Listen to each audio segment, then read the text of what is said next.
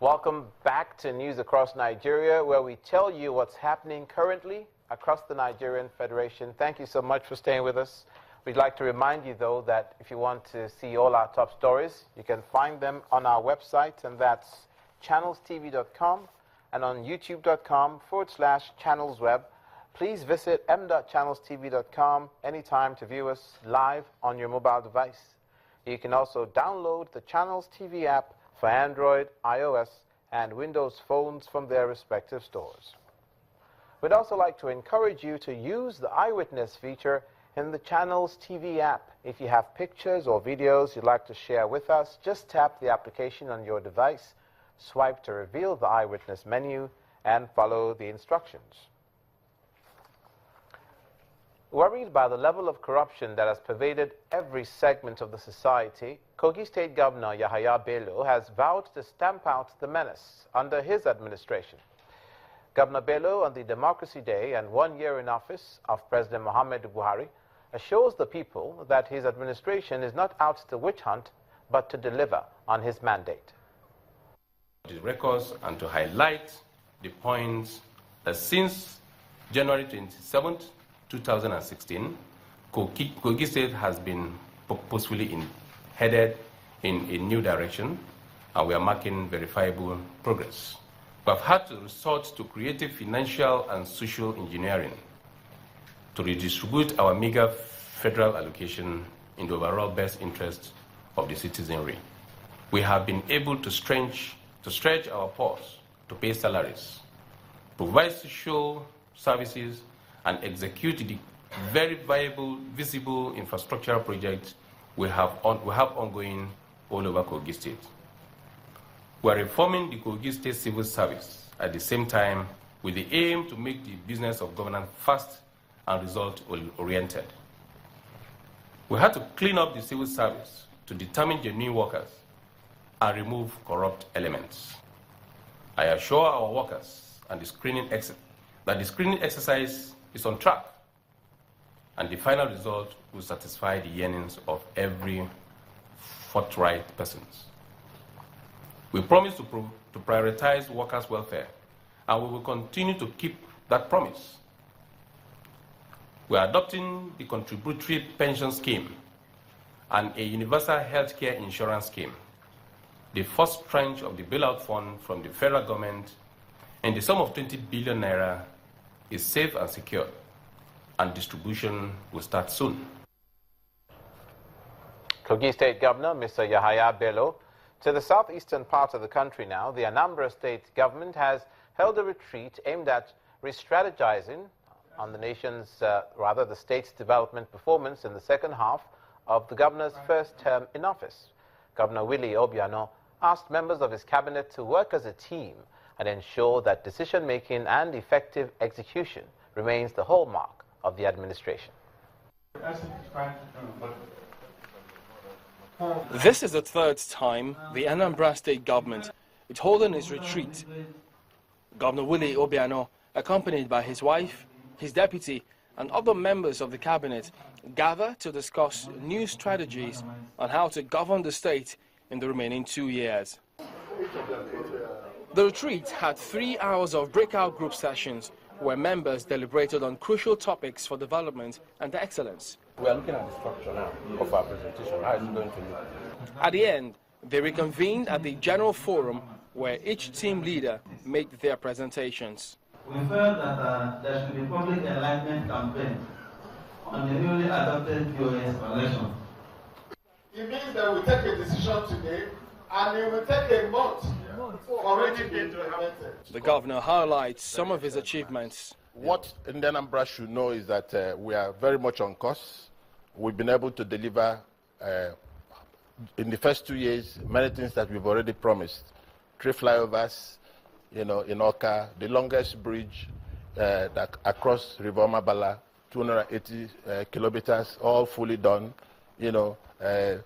37 roads started by my predecessor, already completed. Street lighting, nightlife is back. The state is booming.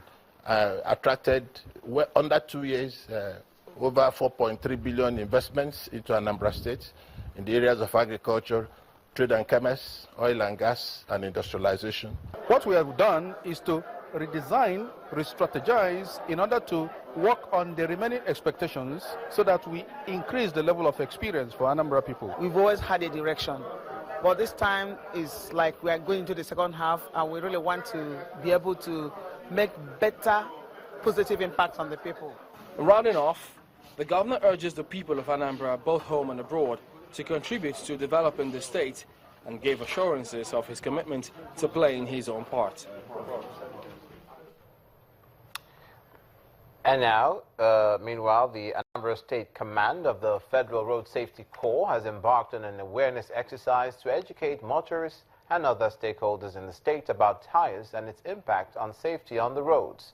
The Deputy Corps Marshal, Chidi Nwachuku, reveals that there are over 35 pieces of information every tire and advertise on tires and advise drivers to check before they purchase. Know Your Tyre is an awareness campaign organized by the Anambra State Command of the Federal Road Safety Corps to educate motorists, fleet operators, and tire dealers on the usage of tires. The command underlines the need for everyone to take matters concerning tires very seriously. We have seen high-profile crashes on the highways, and we have even seen many low-profile crashes on the highways. And the research into them shows that they are caused by tire burst. Every tire has a lot of information, up to 35 information on the tire you are seeing out there. And each letter has a meaning.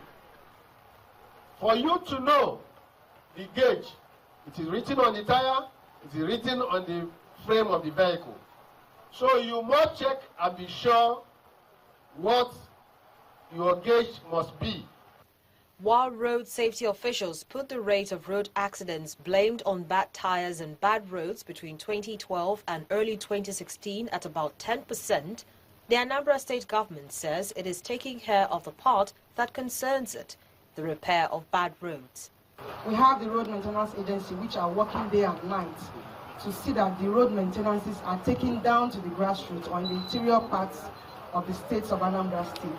Meanwhile, the Standards Organization of Nigeria says it's leaving nothing to chance in ensuring that the proper kinds of tires are allowed to circulate in the country. What we do as much as possible is to liaise with our stakeholders, go to like the people who sell the tires, and in the markets, the warehouses, and we'll go there and we'll try and enforce compliance to quality requirements on tires. The lifespan of every tire is 4 years minimum. So when you are buying your tires, you look at the side wall. There is a place where they indicate 4-digit figure that represents the date the tire was manufactured. During the campaign, motorists are also guided on the exact gauge of their tires and how to identify good ones. A former Nigerian president, Chief Olusegun Obasanjo, has advocated the use of effective telecommunication systems to tackle some of the challenges slowing down socio-economic development of the country. Chief Obasanjo was speaking in Ota, Ogun State, while declaring open a 3-day conference on telecommunications industry in the 21st century. The former president wants operators to set out local content policy to improve research and development. The foundation of a strong, virile and prosperous nation is the quality of governance provided by good leadership, which adequately provides for the well-being and welfare of its citizens.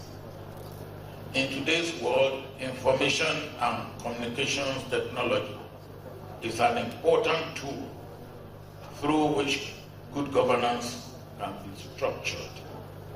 The power of information technology can, through telecommunication, be harnessed to deliver a wide range of services to the doorstep of the citizen. The focus of a responsive government should be to create an enabling environment within which the communication infrastructure will flourish, that will engender such e-services like e-banking, e-commerce, e-education, e-governance, e-entertainment, e-health, and so on and so forth. This, if diligently pursued, I believe will give a new feeling to the much desired growth in the Nigerian economy. Former President of Nigeria, Chief Olusegun Obasanjo. You are watching News Across Nigeria. Stay with us. Coming up, the Kebbi State government prioritizes rice production for food sufficiency.